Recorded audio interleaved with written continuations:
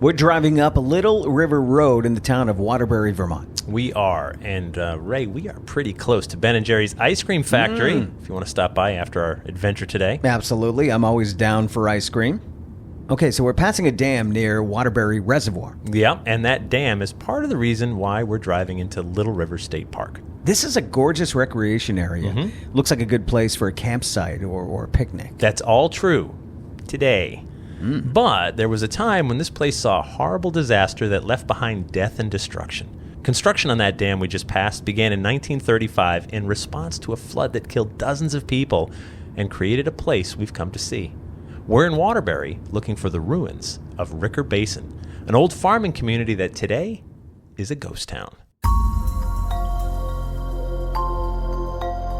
Hello, I'm Jeff Belanger. Welcome to episode 409 of the New England Legends podcast. And I'm Ray Auger. Thank you for riding along with us on our mission to chronicle every legend in New England one story at a time. Also, soon we're going to be launching a new companion podcast that features interviews with you. Me? You. And, well, maybe, but other people, Right. Mostly our listeners. Got it. If you've had a strange encounter in New England or a weird New England-based tale to share, please email us through our website.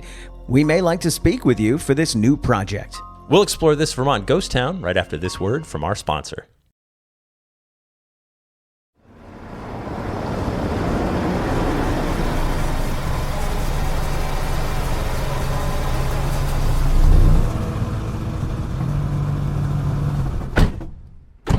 Little River State Park it's pretty. It's nice. Yeah. There's the water. Looks like there's some campsites here. There's plenty of woods for hiking trails. All true. And these woods hide something.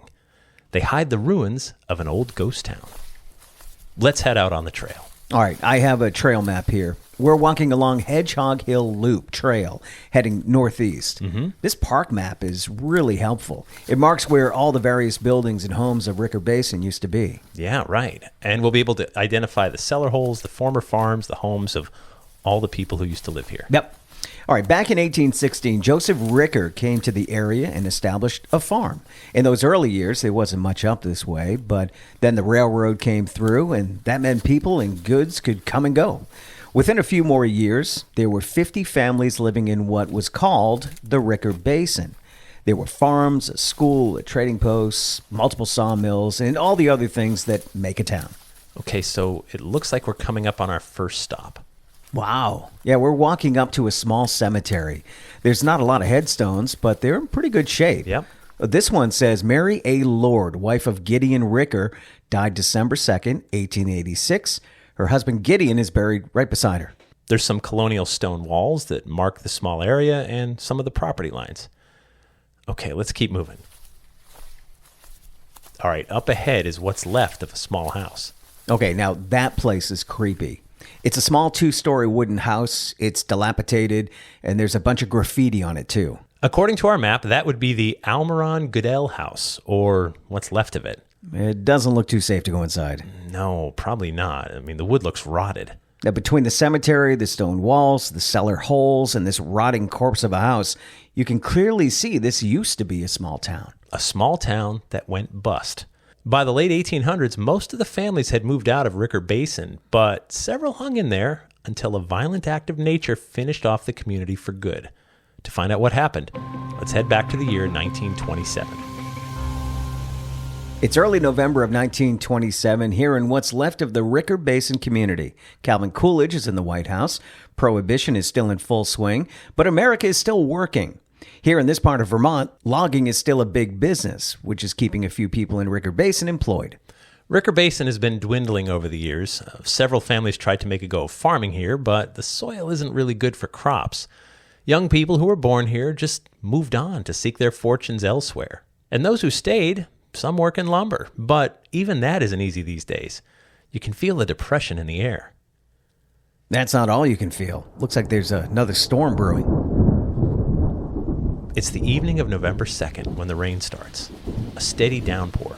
The folks here in Ricker Basin are concerned because there's already been a lot of rain this past summer and so far this fall. It already rained last weekend. The ground is already saturated and the streams and rivers are high. This area doesn't need any more rain right now. There's concern as people gaze out their windows at the sheets of falling rain. The nearby Winooski River was already high before the storm started. Hopefully this weather passes quickly. As hours go by, the rain isn't letting up at all. No one can recall ever seeing this much rain hold steady for this long. No one can sleep. Water is beginning to trickle into their houses now. It's about 4 a.m. Torrents of rain are taking a heavy toll. It's estimated there's already been about 7 inches of rainfall in the last 6 hours. But with dawn still a few hours away, no one can assess what kind of danger they may be in. All they know is their homes are flooding and the water is still rising. Everyone inside is petrified. Trees are falling over in the storm. If a tree falls on the house, everyone inside could be killed. When dawn breaks, it's clear everyone in Ricker Basin is in serious trouble. The Winooski River is already 10 feet higher than it should be. It's a raging rapid now. We can see fallen trees, parts of houses and bridges are floating past. I can only imagine how much worse it is further down the valley in the town of Waterbury. I mean, this is really bad. Yeah. Those who can are heading for higher ground, but some people near the river have climbed onto their roofs rather than risk being swept up in the current of the flooded river surrounding their houses. Meanwhile, the rain continues to fall. There's no end in sight.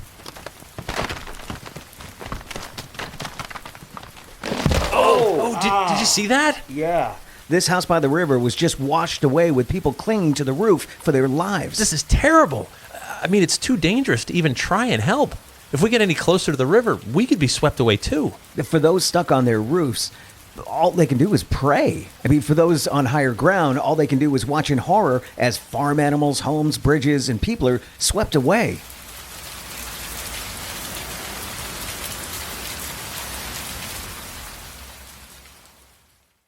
It's about 11 a.m., November 4th, when the storm finally moves on.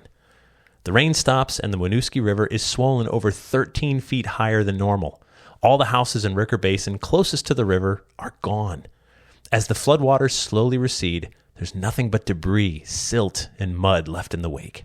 By the time everyone is accounted for, 84 lives have been lost in Vermont, with 55 of those losses coming from the Winooski River Basin.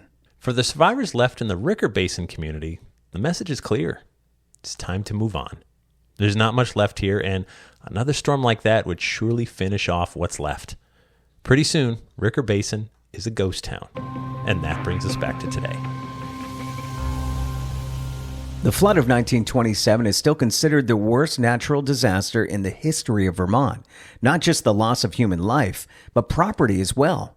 Mills and factories were wiped away, livestock drowned. The losses totaled about $500 million in today's money. It was bad. In April of 1935, construction began on the earthen dam along the Winooski River just north of Waterbury, Vermont. The dam created this large reservoir, but also submerged part of what was left of the old Ricker Basin community.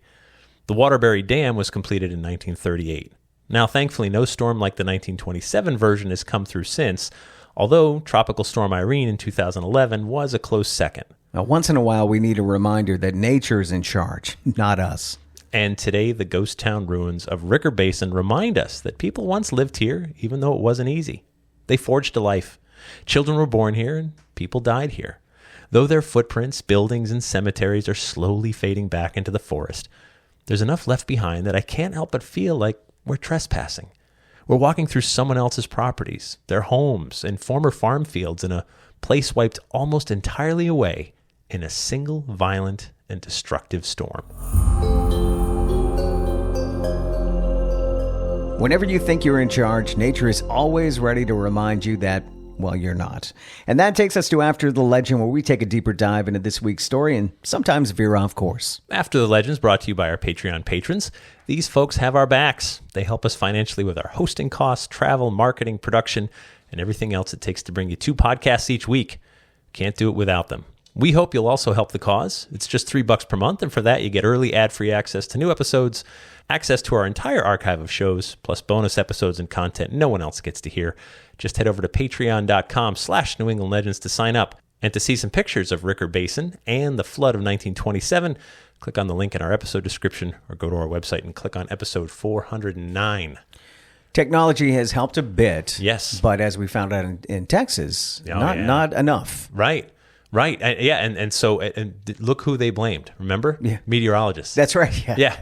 I would hate to be a meteorologist. And I'm sure they said, hey, look, this storm could go either way. It could be awful. And they're like, yeah, well, sometimes you're wrong. Yeah, I know. But wouldn't you rather I err on the side of be careful? Yeah, we have to take personal responsibility. You know, you hear a weather person say, could do this, could do that. Just be ready for both. Well, right, yeah. But unfortunately, they weren't, and there's a whole bunch of questions about how they prepare, right? What they can do better next time.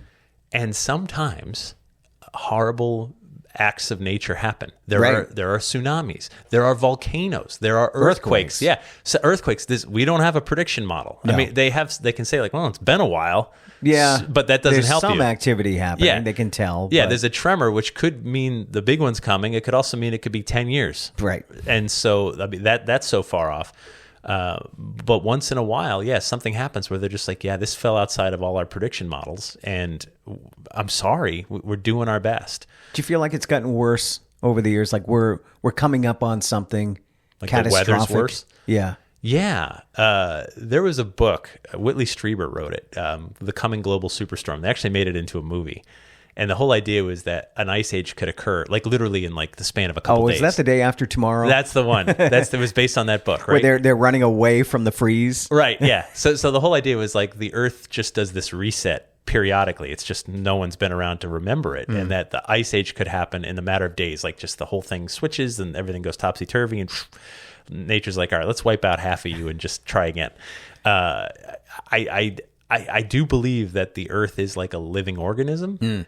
And like any living organism, if there's trouble, you got to... Sure. You know, when you have a bug in you get a fever, right? We've got a lot of bugs on this Earth. You heat up and you cook the fever out, or you die. Yeah. You know, and so I do sort of think of this planet we live on as this living, breathing thing. But yeah, I mean, some of the storms are intense. Sure, we had rough ones when we were kids, but yeah, lately you hear about the floods and all this other stuff. And I know some of that is the news coverage, right? Some of it is when we were growing up, if a flood like that in Texas, it would have made the news, but it wouldn't have been nonstop coverage like as it's happening, as people are looking for missing children and things like that. Our phones blow up with information now. Right. Especially if you have an app like CNN is constantly blowing up on my phone about things like that. So you know as it's happening. Suddenly it feels like your neighbor. And what's bad about that is that often there's nothing you can do because like if it was your town, you'd say, I don't care. I'm just going to go down and see if I can help. I'll stand on the wings. And if someone says, we just need someone to pull these ropes or whatever, like I will just help if I can help. But when something is far away, it only makes you feel more helpless. Yeah. Because you're just like, what can I do? I mean, you can give some money, sure. But, you know, you only have so much of that you can do. Yeah. What can you do when this horrible thing that pulls at your guts and you say, I know that could be me. Like, how can I help? You feel helpless because all you can do is watch on TV. Right. Because you can't escape the news. Right. Unfortunately. So you're watching from afar, just wishing there was something you could do. Yeah. So, you know, in your own towns, there is something you can do. I believe that was a bad year all around New England. I'm trying to recall where my dad grew up in Southbridge, Mass. And where I was born, I remember where my grandparents had this house just at the crest of a small hill. You know, like the road goes down on either side. And I remember them telling me like, the flood of, I forget the year, right? But the flood, that house was underwater up to the second story. Oh my gosh. You know, and something that just never ever happens in Southbridge, but it happened. Yeah. And, you know, so much damage, so much, you know, so many problems. And that was a time when you literally have to just take in your neighbor. You're like, well, we were on the hill. We're okay. Just lay on the floor, find some space. You know, we'll get through this. It's a dangerous world out there. And I think we've talked about this before. We do live in one of the safer areas, I think, of the United States. I think so, yeah. We don't really get wildfires. Nope. Maybe there's a forest issue from time to time. Too far from faults to have earthquakes. We get tiny little tremors once in a while, but nothing. Tornadoes. Rarely. All that, right. Yeah. We get the hurricanes from time to time. What's left of them. Right. They're usually pretty weak by the time they get up here. And then we get snowstorms. But we know what to do. Right. We're New Englanders. It's so funny when we get really pelted with like a big snowstorm. My friends from like around the country, are you okay? I'm like, I'm in my jammies watching cartoons. What do you mean? I'm great. Yeah, I'm binging TV shows. Like I'm actually better than a normal day. They're like, there's like 2.5 feet of snow. Yeah. Yeah, so. We hope for that sometimes. Yeah, I'll shovel it later. It's okay. Or it's going to melt away the next day. Yeah. We're going to be okay. But people just think it's because that's their news saying, oh my gosh. What can we do to help? Boston area is completely. What can you do to help? I could use some more hot cocoa. Beer's running a little low. I have an Amazon wish list going. If you could just contribute to that. The Amazon truck's driving in this crazy stuff. They'll get us our things. Yeah. So, no, we're fine. What are you talking about? Remember there was an issue with people ordering pizza because Domino's was still open, but you should never make the delivery guy drive in that stuff. No, it's not fair. No. But he's. I hope the tips were stellar. Well, you got a tip in that They're case. Like, you tip double. Yeah. Like whatever the bill is, you double it. Might be a good day for somebody doing deliveries. Yeah. You would think. That half-hour thing is out the window. I mean, it's going to take a half hour to go like a mile. But yeah, no, that's the thing about weather, right? Is that you have to sort of be in awe of it. Not that I ever want to be a storm chaser, but when you see those shows about people that are around. I like to think I could, but I don't know if I would. The one, the folks in like the middle of the country that chase tornadoes and stuff with their movie trucks. Twister, right? And in the sequel, Twisters, right. They just get their trucks and they chase them around. They got their equipment. I get it. It's not for me, but I get it. I get the awe and the beauty of. Oh my God, look at what nature can do. Until it sucks you in. Until you're like, oh, too close. This is going to be one killer shot that someone's going to find one day. Sorry, I put it in drive instead of reverse. My bad. This is not going to end well. But when you see houses just get sucked up like a vacuum cleaner. And that's normal for some people to see that. That's what they deal with, yeah. Yeah, that's scary. Yeah, well, absolutely. I can't take you in if you want to move up this way. Sorry, there's no room here. That's fair. I don't blame you. But yeah, no, weather can be brutal, and we can get flooding, and we can get all kinds of things that all of a sudden, what you expected to be a normal day turns into the day that changes your life forever because of something that's completely out of your control. And that's what happened up there at Ricker Basin. Did you know that most of our story leads come from you? We love it when you get involved and share your own weird legends. Contact us anytime through our website. Also, make sure you subscribe to our podcast wherever you get your podcasts and tell your friends about the show. You can help by posting a review or sharing your favorite episodes on your social media. You are how we grow. We'd like to thank our sponsors. Thank you to our Patreon patrons, and our theme music is by John Judd. Until next time, remember, the bizarre is closer than you think.